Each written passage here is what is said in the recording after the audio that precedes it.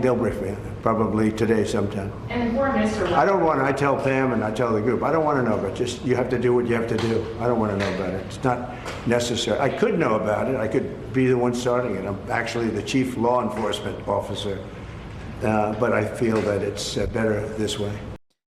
So that was Donald Trump being confronted for the first time in public about the FBI raid against his former national security advisor, who has since become a prominent Trump critic, John Bolton. Trump denies having anything to do with it, but reminds the public that I could have something to do with it because I'm the president of the United States. And so, yes, I can personally direct the prosecution of my critics and political opponents, which is incredibly ominous and isn't at all reassuring of the idea that Trump had nothing to do with it, especially because he has threatened and attacked Bolton for years since Bolton has become a critic. So again, this seems to be the full-blown mask-off weaponization of the Justice Department, the likes of which we have simply never seen in modern American history. But before we unpack all that, if you end up liking this video and you want to support the channel, please be sure to hit the like, subscribe, and alert bells before you go.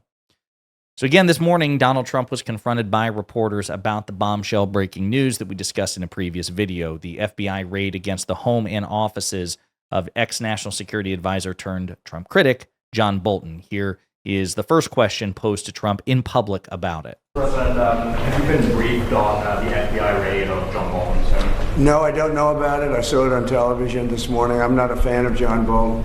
He's a real sort of a lowlife.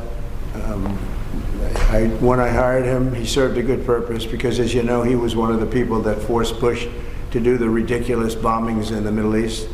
Bolton, he wants to always kill people, and he's very bad at what he does. But he worked out great for me because every time he doesn't talk, he's like a very quiet person, except on television. If he could say something bad about Trump, he'll always do that.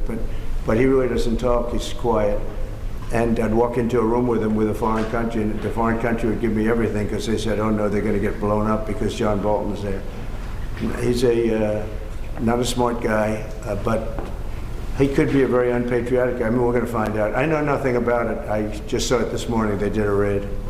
So again, not at all reassuring. Most people, like, can you imagine Joe Biden when being asked about the prosecution or the FBI raid of Mar-a-Lago, if he said anything like that? You know, Donald Trump, he'd be Biden saying it, but if he said something like, listen, Jack, and he has his aviators on, Donald Trump is not a smart guy. Donald Trump's not a patriotic guy. He's a really stupid guy, right? Don't like him all that much. You know, I wish he were a quiet guy, but he never shuts up, and he's not very good at his job. Imagine how the public would have reacted, not just MAGA, but the public, if President Biden had reacted that way to the FBI raid on Donald Trump's home, Mar-a-Lago, instead of saying, no comment, or I'll refer you to the FBI for it.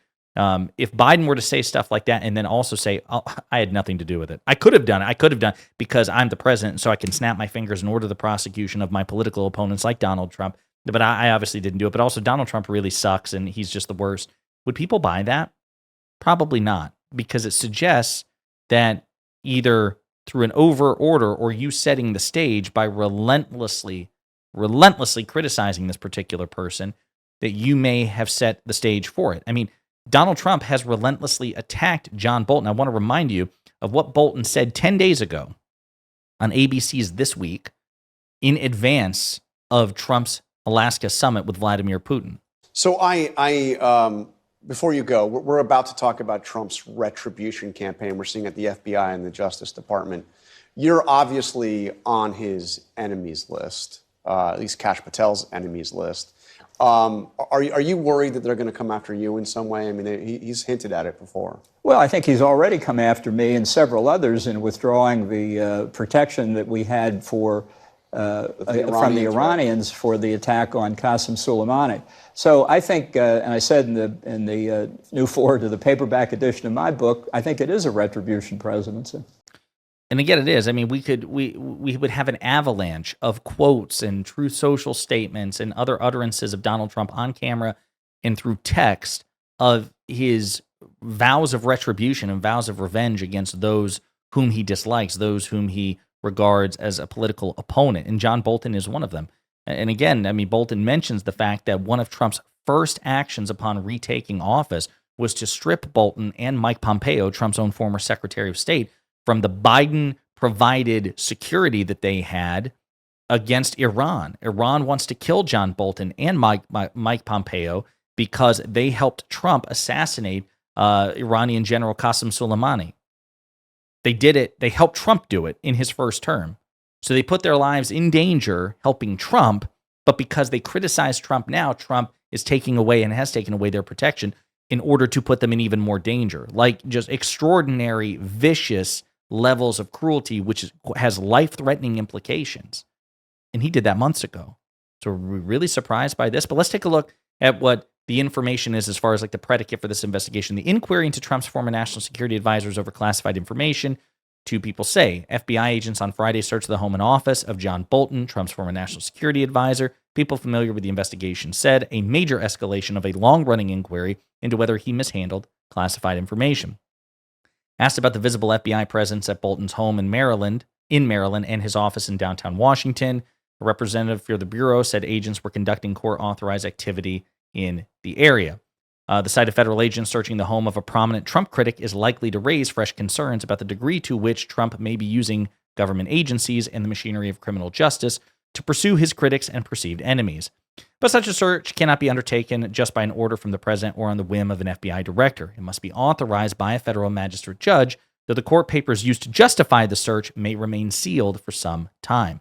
A judge in Florida, for example, approved the search that the FBI agents conducted in Trump's Mar-a-Lago home for classified documents in 2022, a case in which he was eventually indicted. The investigation into Bolton seeks to determine whether he illegally shared or possessed classified information, according to two people familiar with the case who spoke on the condition of anonymity to describe the focus of the investigation.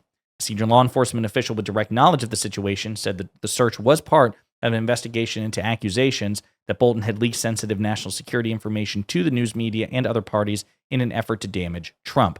The investigation includes actions Bolton took over the past 4 years, not just in the gathering of material for a book he wrote about his time in the White House, the official said. The Trump administration leveled similar accusations years ago over Bolton's book, but they failed to gain traction with criminal investigators or the courts.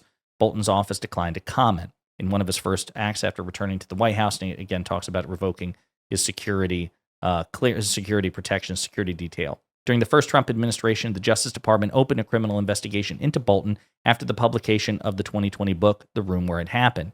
At first, the White House tried to block publication of the manuscript, arguing Bolton had not sought appropriate approvals. A court rejected the effort. I repeat, a court rejected the effort. Separately, a federal grand jury issued subpoenas as part of a criminal investigation. While there has been little noticeable activity on that case for years, it continued into the Biden administration and has become more active in the second Trump term. In long-running cases, conducting a search of a suspect's home can be one of the final steps to determine if physical evidence in the residence matches or offers additional evidence compared to what has been gathered by investigators through other means, such as reviews of cloud data from a cell phone. And I guess it goes on to talk about how critical Bolton has been of the Trump administration. As agents descended on Bolton's home Friday morning, FBI Director Kash Patel posted on social media, "No one is above the law, FBI agents on a mission." It was unclear if Patel was referring to the search, but a 2023 book by Patel listed Bolton as one of dozens of deep state government officials who were part of a vast conspiracy of opposition to Trump. During his confirmation hearing, Patel denied the names were an enemies list or that he would seek vengeance against those people if confirmed as FBI director. But again, we have no reason to give him the benefit of the doubt here. There's an update. Let's see if we have an update. And again, it just gives analysis. The search of Bolton's home shows an uneasy mix of retribution and law enforcement. It's not clear yet what evidence the Justice Department cited in convincing a federal judge to sign off on the search warrant or what culpability Bolton might have in an on and off investigation into whether he mishandled classified information. The episode illustrated how Trump's campaign of retribution has undercut the principle of law enforcement that should keep a substantial distance from politics, stoking questions about whether even legitimate investigations are colored by the president's insistence on putting his perceived political enemies through the same treatment he faced as a target of multiple inquiries. And again, it goes on like this. So listen, as I've said before, it's entirely possible that John Bolton committed indictable crimes. The problem is that Trump has given us absolutely no reason to believe that this is an even-handed dispensation of justice because he, unlike Democratic politicians, has actively and aggressively and publicly called for the prosecution and punishment of his political opponents. And Kash Patel, the leader of the FBI, has likewise done that. It would be different if Kash Patel were a serious professional who was like, no, we're not going after Trump's enemies. That's fucking stupid. But no, Kash Patel echoed and regurgitated Trump's calls to punish Trump's enemies before Kash Patel was confirmed as FBI director. And again, unlike the Biden administration, which went after Biden allies, including Biden's own son, and Republicans alike, the Trump FBI seems particularly weaponized against liberals, progressives, and people that Donald Trump doesn't like. So again, no reason to give them the benefit of the doubt, every reason to not give them the benefit of the doubt. And Trump's comments here are particularly ominous. And this just seems to be the beginning. In the meantime, let me know what you think in the comments.